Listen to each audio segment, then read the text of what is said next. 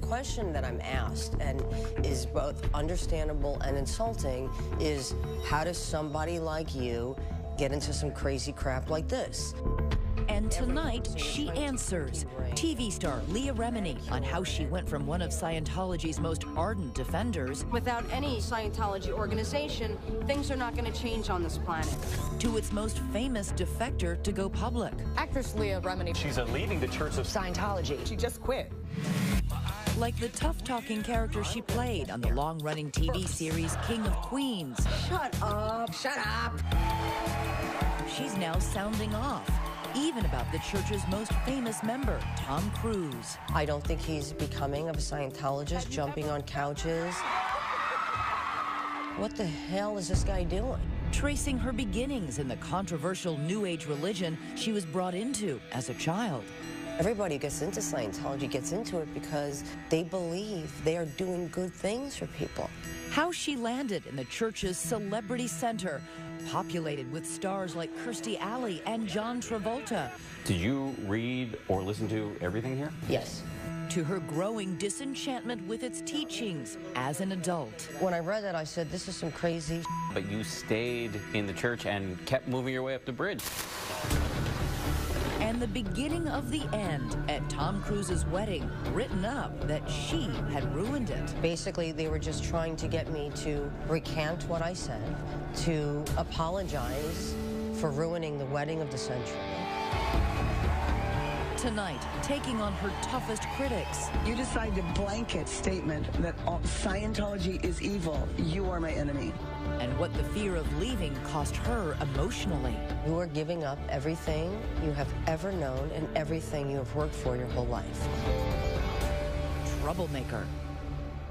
Good evening, I'm David Muir. And I'm Elizabeth Vargas. What an interview you're about to see with a book title that speaks volumes. Leah Remini's Troublemaker, Surviving Hollywood and Scientology. Her explosive new memoir about her 30-plus years in that controversial religion. She's already setting off shockwaves on social media, church officials saying she's rewriting history, making up stories to sell this new book. Tonight, what very few people outside the church ever get to see. Here's Dan Harris with the one-on-one. At 2:30 this past Tuesday afternoon, members of the Church of Scientology arrived in the lobby here at ABC News, hand-delivering this package containing all kinds of damning statements about Leah Remini. But it may surprise you that Leah is already making many of those same statements in her new book. You say, I am an apostate, I have lied, I have cheated. You then go on to admit that you've been selfish, that you've physically threatened people and been a horrible wife and mother. Correct. I know what my former church, how they deal with people who tell their story, and so I wanted to be the one to say it. So you felt if you didn't say this stuff, the church was going to say it for you. Correct. The church calls her a liar, self-absorbed, rude, and embarrassing. But before you decide, listen to Leah's side of the story. A story that begins far from the 10,000 square foot LA mansion Remini now occupies. In the place 3,000 miles away, she used to call home. The tight-knit Italian neighborhood of Bensonhurst, Brooklyn. What was Leah like as a little kid? She was wild. She was very funny. She made me laugh. Always theatrical. What kind of kid were you? I think I was a pain-in-the-ass kid. I always felt like I was kind of an outsider because I didn't have the right things. I didn't have a Cadillac. I didn't have, you know, plastic on my furniture. That was the right way to be if you were Italian. At age 7, a seismic change in Leah's life. Her parents divorced, and her mom, Vicky, searching for meaning, got deeply into Scientology, the religion founded by the science fiction writer L. Ron Hubbard. When you know the basics of human existence and so forth, you could apply them in almost any sphere. In your understanding, what is the goal and the promise of Scientology? To free mankind, to make a sane world. Vicky was working at Scientology's building in Times Square. She was never home, really, at the church from morning, noon, and night. It changed the dynamic of our lives, needless to say. What was told to me was, look at what you're doing for the world. This is more important than your family. Did you believe that? Yeah, I'm benefiting the planet by doing this. You know, it'll help my kids in the long run. Eventually, Vicki decided to bring her daughters Leah and Nicole in, and they started studying Hubbard's teachings and practices and learning his unique terminology. You learn how to apply the techniques of Scientology to yourself and others. So for a kid who was always looking around, comparing herself to other people, to be part of a faith where you had a mission to save the planet, save the planet. That must have been a big deal. Yes, and because Scientologists view children as spiritual beings, you're not treated as a kid. So you're given a lot of responsibility. Your ego becomes extremely inflated. When Leah was a teenager, her mom, Vicki, decided to enroll her in the Sea Org, the pious, uniformed, full-time religious order of the church, and moved the family down to the church's spiritual headquarters in Clearwater, Florida, known as the Flag Land Base. Those people are all Sea Org members. Mike Rinder was once the spokesman for the Church of Scientology. That's him in a 2020 report from back in 1998, praising L. Ron Hubbard. A man comes along who changes the course of history. Now he's a very public critic who the church derides as a liar, a bitter apostate, and a professional anti-Scientologist. He says this is what today's Sea Org looks like. They are the people who have dedicated their entire lives to Scientology, who live in communal church facilities, eat in church facilities. They provide room and board, and you work there and you sign a billion-year contract. A billion-year contract? Correct. And you, as a child, signed this contract? Correct. Here it is in writing. Scientologists believe in reincarnation, and Sea Org members are expected to keep working every time they come back. It was very militant for us kids. You're running everywhere. Yes, sir. No, sir. Yes, ma'am. That's Leah and her sister Nicole in their Sea Org uniforms. Those smiles notwithstanding, they say they were housed in a rundown former motel and that the novelty wore off quickly. You live in roach-infested dorms with other children. Disgusting, roach-infested, curtains falling off the window. And Leah says learning to save the planet first involved long hours and serious labor. It could go from working in a laundry room to working industrial sanders. Industrial sanders? They were resources. They were used to do things. She was a room cleaner. That would have been where she was cleaning the rooms. And Leah says for her, joining the Sea Org meant leaving traditional school in 8th grade and immersing herself in Scientology study. It's more your education in Scientology is pressed upon. You're learning how to learn Scientology. Leah may have been proving herself through hard work, but there were other things preventing her rise in the Sea Org ranks. I would try to start a mutiny because I felt we deserved better rooms. Although there was food there, it didn't taste like food, and you had to get it at a certain time. I had to fight to eat a hamburger. Leah says things came to a head when she and Nicole were brought up on ethics charges for their involvement with boys. I allowed my boyfriend at the time, who was like my first boyfriend, to go like this over my shirt. And that was enough to get you... And that was light. That was very light. It wasn't like real, it wasn't a real grab down. Like, very hard to have this discussion with a straight face. Sorry. But we're laughing about this, but the people in Scientology were not laughing about it. No, I wasn't laughing at it either at the time. It was a serious violation, and Leah says the church ethics officers threatened to put her and her sister into what's called the Rehabilitation Project Force, a place for Scientologists who step out of line. When you have screwed up royally in the Sea Org, it's basically to reform you. You have to wear black, you have to run everywhere you go, you have to call everyone sir. It's pretty severe punishment for an adult, not to mention a child. And I said, this is not going to happen. And to be honest, I said, this is not going to happen. The church says children are no longer admitted into the Sea Org, but that back when Leah was a member, the living conditions conformed to state health codes. The church also says that Leah was dismissed for her inability to maintain the ethical standards related to fraternization. They say Leah petitioned to stay, but failed. Either way, a year into those billion-year contracts, it was over. When we come back, how did a Sea Org reject, a failed member of the cleaning crew, soon pop up I am pregnant. on some of the most iconic TV shows of the era? Took a knife and he tried to murder me. Did this Scientology machine help make Leah a star? 2020 continues with Dan Harris. Smack in the middle of East Hollywood looms one of Scientology's most iconic buildings, the aptly named Big Blue. It was here, in a gritty neighborhood nearby, that Leah Remini and her family came to live in the mid-1980s. After a disastrous tour of duty in Florida with Scientology's religious order, the Sea Org. There was a big Scientology community there, and we slept on someone's floor.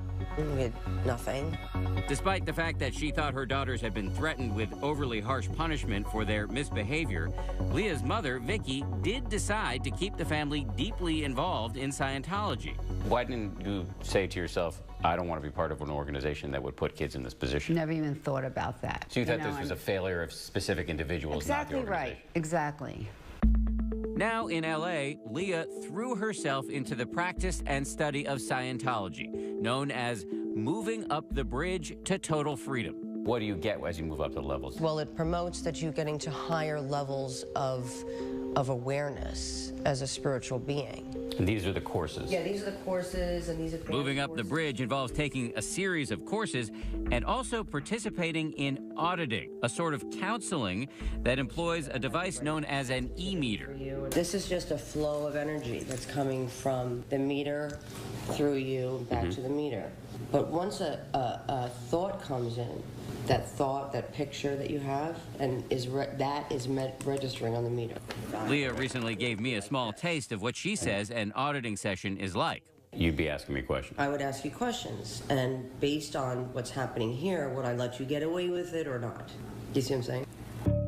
Through the questions, the answers, and the readings on the needles, the process promises to release your negative emotions. So this is a way for me to get rid of trauma that's dogging me psychologically. Right. Back in the mid-1980s, Leah says she was going through these types of sessions almost daily, which meant she had to earn money because moving up the bridge is not free. So you have to pay for these classes? Damn it. Are you with me right now? How much do they cost? Thousands and thousands, hundreds of thousands of dollars throughout your Scientology career. It's at this point that Leah decides to pursue a new and more lucrative career than the waitressing and secretarial gigs she'd been holding down: acting. She felt she had a propensity for comedy, which we saw firsthand in our interview. Look at me, I'm Dan, I'm very serious. Look at me. As she began the process of auditioning, she says her experience in Scientology played an important role. How helpful was Scientology in terms of getting your acting career started? There's tools that are very, very helpful to you in your life, to you as an actor. You're referring to clear communication, doggedness, persistence. That's what you draw upon. Correct. So I walked into a room where some people might feel, cower in front of a casting director. I wasn't, so... But it didn't come that easily. So when did you get your first big role? How long did that take? Well, an excruciating year. I mean, for most, that's like so crazy. I mean, but for me, it was like, how long does this take, Which was what? Living Dolls.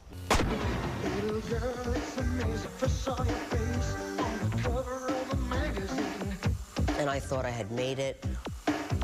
Done. I was like thinking, I'm gonna buy my mother a plane. I like, how do celebrities live? I wanted to buy a house. But the show didn't last. The show didn't last, Dan. Thank you for pointing that out. It got canceled. Over the ensuing years, Leah did hundreds of auditions, and she landed many small roles along the way. Remember Stacey Carosi on Saved by the Bell? Are you two guys fighting again? It's what we do best. She also got guest roles on huge shows like Cheers. You're pregnant. Carla, that is a rude and unfair thing to say. I am pregnant. And NYPD Blue. What led up to him stabbing you? Okay, see, what led up to it was we had a fight. He took a knife and he tried to murder me.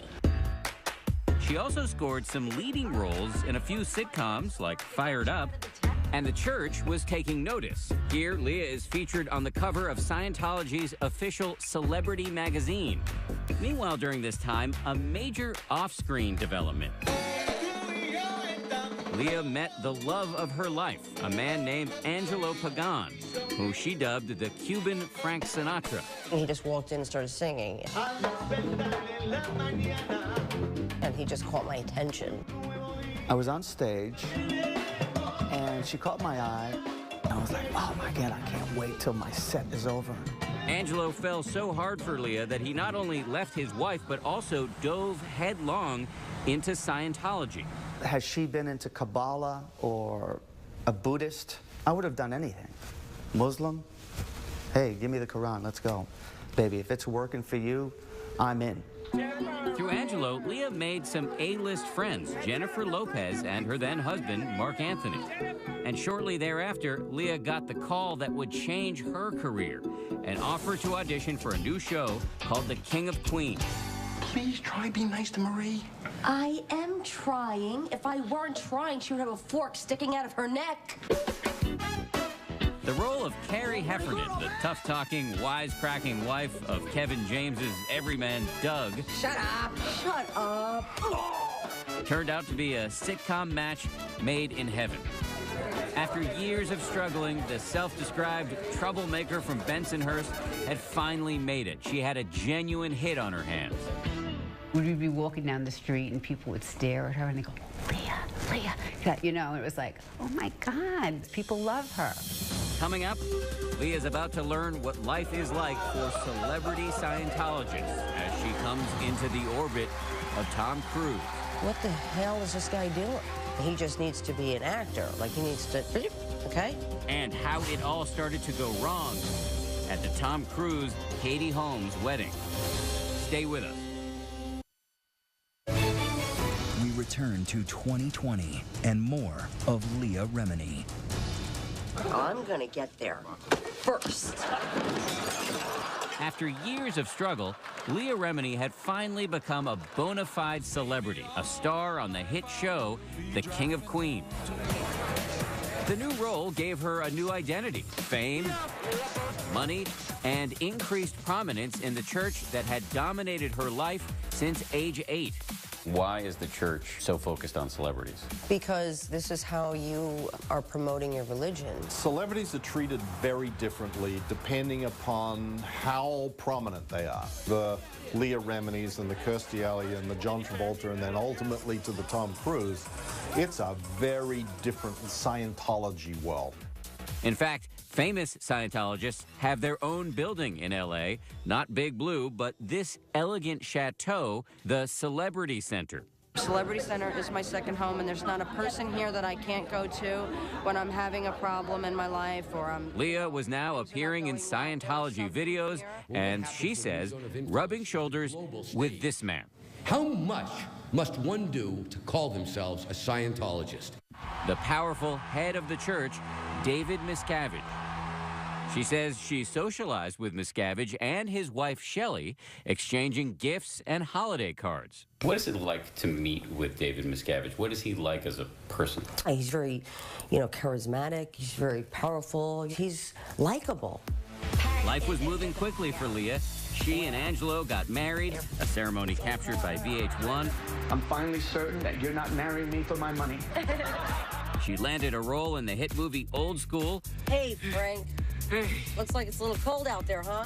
And then the couple had a baby girl. Although Leah admits that in the delivery room, she deviated from L. Ron Hubbard's expressed preference for drug-free births. I was going to attempt to do it, for my church, but, when you start feeling a baby coming out of your vagina, if there was a rock, I would have hit myself over the head with it. So I got that epidural as quickly as possible. That same year, Leah says she made an important new friend through the church, the world's most famous Scientologist, Tom Cruise, who declined to comment for this report. I think it's a privilege to call yourself a Scientologist, and it's something that you have to earn. And because a Scientologist does, he or she has the ability to create new and better realities and improve conditions. What were your impressions of him? At first, it's very effusive, it's very loving. You get the laser in on you, and you're the most important thing that ever happened. You know, it's what are you doing and how you doing, and yeah, great. Leah says her exposure to Cruz, this is them hugging at a movie premiere, opened her eyes to his vast influence within the church. An influence, she says, was exemplified by a call she got one night from a church official. Tom wants you to come over and teach him salsa dancing. She says 2 high-ranking Scientology officials were there with Tom at his home, and so was his new girlfriend, Katie Holmes. He was like forcibly kissing Katie. You know, I said, hey, get a friggin' room. And well, I was written up for that, and I had to go into session for it. That's right, she says one of those officials essentially tattled on her. Remini says it's a common practice. Church members regularly write what are called knowledge reports on one another for breaking rules. She says the accused then have to answer those allegations in auditing sessions. Does it create an atmosphere of mistrust? You can assume if you say something that is critical to the church, you will be written up. Husband, wife, mother, daughter, it's what the group does to regulate itself. Leah admits to writing knowledge reports herself, frequently. So did you ever write up a report on your husband? Hell yeah. I wrote Angela up all the time. Leah says she continued to hang out with Cruz, but did not hesitate to speak up when she thought he was damaging the church in the public view. I'm saying I don't think he's becoming of a Scientologist, jumping on couches and attacking Matt Lauer. Not against her will, though. Madam, But this wasn't against asking you a Brooke's will. question. You don't know the history of psychiatry. I do. And attacking Brooke Shields. The thing that I'm saying about Brooke is that there's misinformation. What the hell is this guy doing? We need to rein it in. We need to stop all this, and he just needs to be an actor. Like, he needs to, okay? I was immediately dealt with. How? Immediately. The only reason you're saying these things is because you have your own transgressions, so you then become guilty. Being critical of Tom Cruise is being critical of Scientology itself. You are a person who is anti the aims and goals of Scientology. You are evil. Remini says she became increasingly dismayed by the fawning attention church officials heaped upon the A-lister, who was extremely close with the head of Scientology, David Miscavige. I would refer to him even in my own sessions. I was like, you're doing this for a friggin' actor? Like, it was so beneath what was truly important. He's just an actor. But despite all that, she says she was genuinely excited when, one day in 2006, Cruz invited her to his wedding with Katie Holmes at this grand Italian castle. An invitation that she says came with a twist. And he asked you to invite Jennifer and Mark. But the church was really the one who invited them. The church? On Tom's behalf. Jennifer and Mark, meaning Leah's close friend Jennifer Lopez and her husband, the singer Mark Anthony. The couple agreed to go. In fact, here's a picture the paparazzi took when they arrived for the ceremony in Italy with J-Lo and Mark in the foreground and Leah there in the back. I was hoping to get a picture like this, you know, where I looked gorgeous and stunning, but instead I looked like that.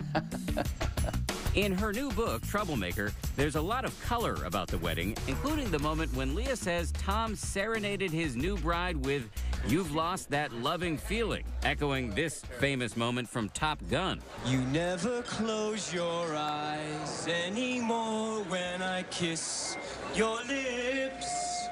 We're like, interesting song to sing to your bride. You've lost that loving feeling. But Leah says the three-day affair, studded with stars from both inside and out of the church, was not all fun, sun, and song. His wedding becomes a pivotal point in your relationship to the church. She says at the wedding, where Miscavige served as best man, church officials took their Cruz adulation to a whole new level. She also says she was annoyed by what she saw as ham-handed efforts to separate her from her friend Jennifer Lopez by having them travel in separate vehicles and sit at different tables. Parts of what went down at the wedding seem to be pretty... juvenile. Yeah, juvenile. Correct. It may sound petty, but Remini insists this was not just a fuss over seating charts. They were trying to extract me. Why? I could only assume because they wanted to make Jennifer a Scientologist. maybe I was barring that road for them. But what Leah says really bothered her at the wedding was something else. The fact that David Miscavige was there without his wife, Shelley. Shelley was always where David Miscavige was for such a big event. It was a wedding of the century. You know, it was like, where's Shelley? You would ask church officials? Yeah, I'd go, where's Shelley? Get up and leave. It's such a simple thing. It's a big wedding. The leader of the church is here, and his wife isn't. It's getting weirder because you're making it weirder. It sounds like you started asking the question innocently, and then you were like a dog with a bone. You wanted to figure out what the answer was. Well, yes, the church taught me that. The church tells ABC News in regards to the wedding, every claim Ms. Remini has made is not only untrue, but ridiculous and stupid. For her part, Leah says what she saw was enough for her to take a radical step. She says she filed a wide-ranging knowledge report complaining about various church members at the wedding. You left the wedding on a mission to save Scientology. Right. I thought, I now see where the cracks are in our church. And it's David Miscavige, it's Tom Cruise. They were bringing Scientology down. When we come back, Leah's rebellion has unintended consequences in a stark display of the kind of power Scientology allegedly has, even over its brightest stars. Basically, they were just trying to get me to recant what I said, to apologize for ruining the wedding of the century. Stay with us.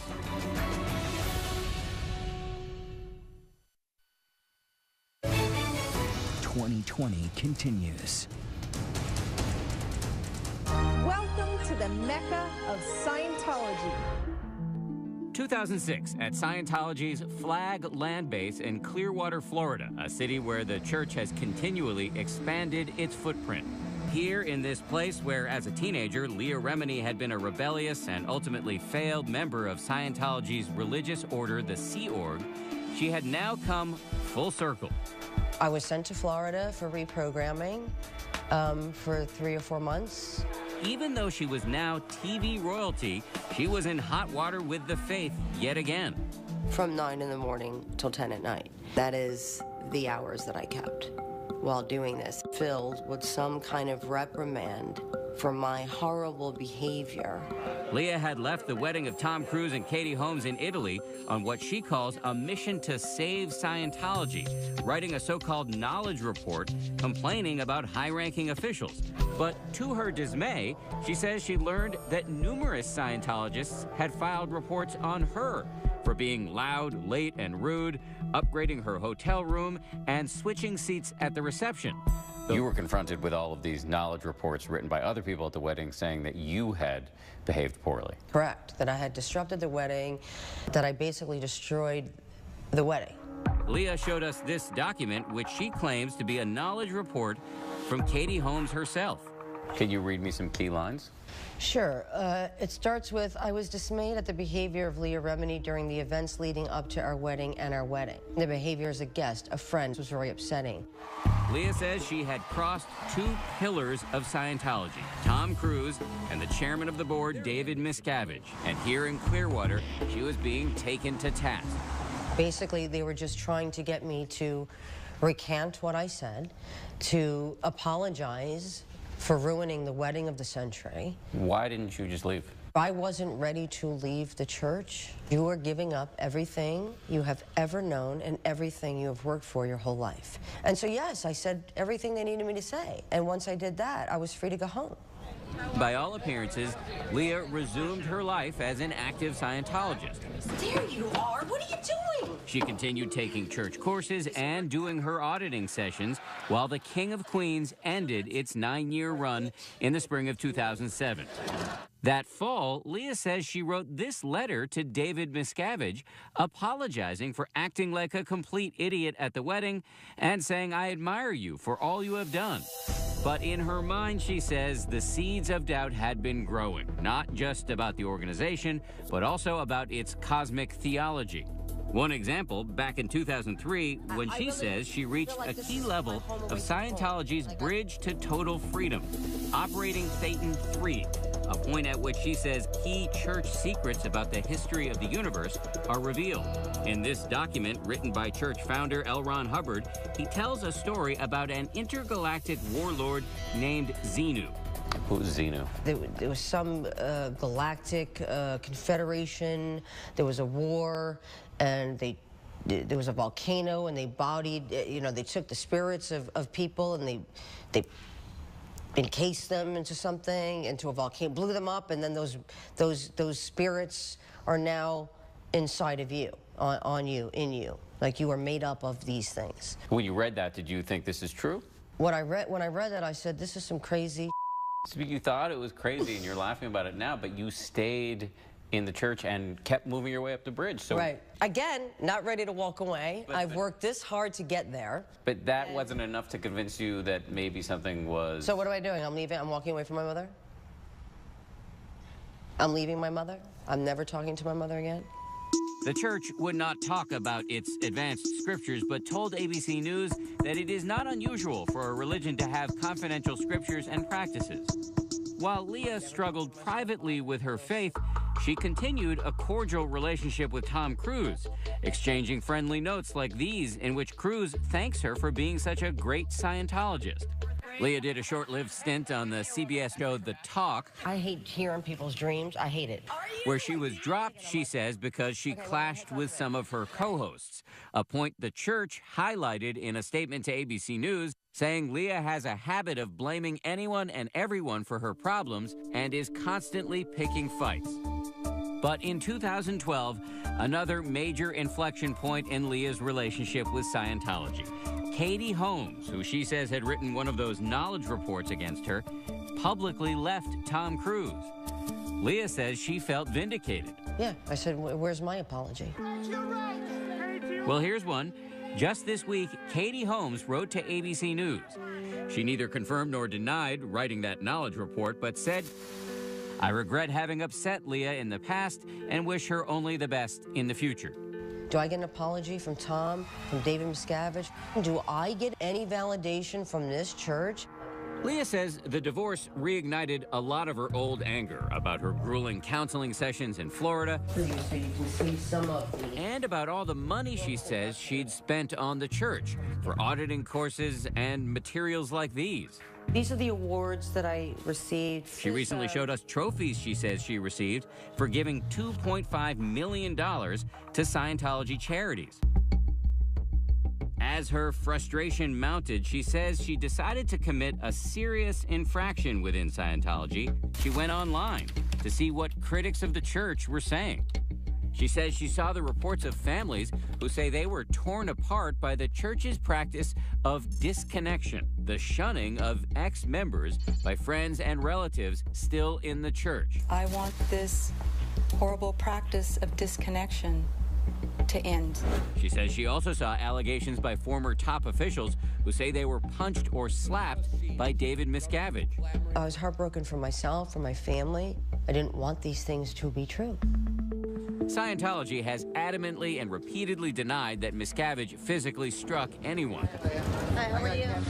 Leah herself had long dismissed church critics, but now, in an abrupt about-face, she actually reached out and contacted Mike Rinder, a man the church views as one of its arch-enemies. I mean, like, talking to me is like, you know, sleeping with the devil. By this point, Leah says she was becoming more and more assertive within the church on a very sore subject, Shelley Miscavige, who Leah says she still couldn't locate or contact. Leah demanded that church officials deliver this note to Shelley. And I started to say, enough. And I said, where's Shelley? Where's Shelley? Over and over again, and I wasn't getting an answer. She says the situation came to a head when the church sent two high-ranking officials to her house, a visit that turned into an argument and then almost turned into much more. One of them called her a name. Yes, yes. And I grabbed him by the collar. Yes. What did he call her? He called her a bitch. Leah says she was finally ready to leave. The church says she was actually expelled for ethical lapses and claims she tried to stay. Leah denies all that. Either way, there was an enormous, emotionally fraught question lingering. Would her family disconnect from her? I'm ready to walk away from everybody that I've ever known and cut ties with my own husband, my own mother, because you don't know what they're going to decide. Very often, my experience is people choose the church. The church says disconnection is voluntary, but in the end, with the Reminies, that is not how it went down. Did you ever have a moment of thinking, well, maybe I'll stay with the church? Never. It was never a thought. Even after dedicating decades of her life to the church, when her daughter decided to blow, that's church lingo for quitting, her mom, Vicky, left too. So did everybody else in the family. How much did it mean to you that your family stood by you? It means everything. When we come back, Leah decides to go public, even taking her beef to the ballroom on Dancing with the Stars, and earning the ire of some of her fellow Scientology celebs. When you decide to blanket statement that Scientology is evil, you are my enemy. 2020 continues. Actress Leah Remini speaks out. She's leaving the Church of Scientology. Often controversial church, of course, that includes Tom Cruise, John Travolta. In the summer of 2013, Leah Remini's very personal separation from her faith became a very public matter. At first, she kept her public statements to a minimum. I'm good. I have my family. My real friends are behind me. And I think that says a lot. The church's initial public response to Leah's departure was subdued. But then, Leah upped the ante dramatically by filing a missing persons report on Shelley Miscavige, who Leah says hadn't been seen in public since August of 2007. It was sending a message to them that it's not okay. The church's response to your action was to say, quote, the entire episode was nothing more than a publicity stunt for Ms. Remini. A publicity stunt? I mean, I don't know. Marking myself for whatever the church usually does to people who leave the church or speak out publicly is not a walk in the park. It's not fun. The LAPD said, told us after we covered the story, quote, our missing persons detectives have met with the alleged missing person. Within the past 2 days, we consider the case closed. They never told me that. The open warfare escalated when Leah went on the ABC program Dancing with the Stars. The church is looking for me to fail so they can say to their parishioners, you see what happens when you leave the church, like they're waiting for me to fail. She says she chose the song Roar by Katy Perry to send a message. But celebrity Scientologist Kirstie Alley had a message of her own. When you decide to blanket statement that Scientology is evil, you are my enemy. I mean, I understand it. Anybody who criticizes the church is to cry that everybody's a bigot towards their religion and this is religious bigotry, and I understand the position they're in. I was in the same position. I said similar things about people like me. Okay, so you're up there. Just this week, with Leah guest hosting Dancing with the Stars, the church is ramping up its criticism. So that is one of their main arguments, that you're just trying to stay relevant. Here, let me read you an example. Given Leah Remini's insatiable desire for attention, it comes as no surprise that for 2 years she has been incapable of moving on with her life and remains obsessed with shamelessly exploiting her former religion in a pathetic attempt to get publicity. Yes, I agree with them. I wish I, too, could get over 30 years of this quickly. Unfortunately, it's going to take some time. When the church accuses you of being a deeply flawed person, doesn't that raise questions about the effectiveness of the church's own teachings? Well, it's not a shining endorsement for the Church of Scientology to say that I'm deeply flawed after 30 years of reaching the upper levels of the church. Would you like to see the church go away or just change? It's a hard thing because I know a lot of them have been in for a long time and I know they're good people. It's the policies of the church. It's the parishioners that have the power. It's the parishioners that actually could affect change by just not subscribing to it. 2 years out of the church, Leah says her life is now better than ever. That the ordeal has reinforced the bonds within her family. What is that like psychologically, to be with a church for so long, to have brought your family into it, and then to decide to leave? Well, you know, I look back at it and I go, oh my God, there's a lot of years here. A lot of years that I could have been doing other things with my kids. But it's like I have to look at the present and not be in the past. At the end, I mean, I don't regret what I've been through. I don't regret spending my life there because it really did teach me a lot. And because we've all survived it, we're all surviving it and living life, and it's kind of like we have a gift of second chance of life.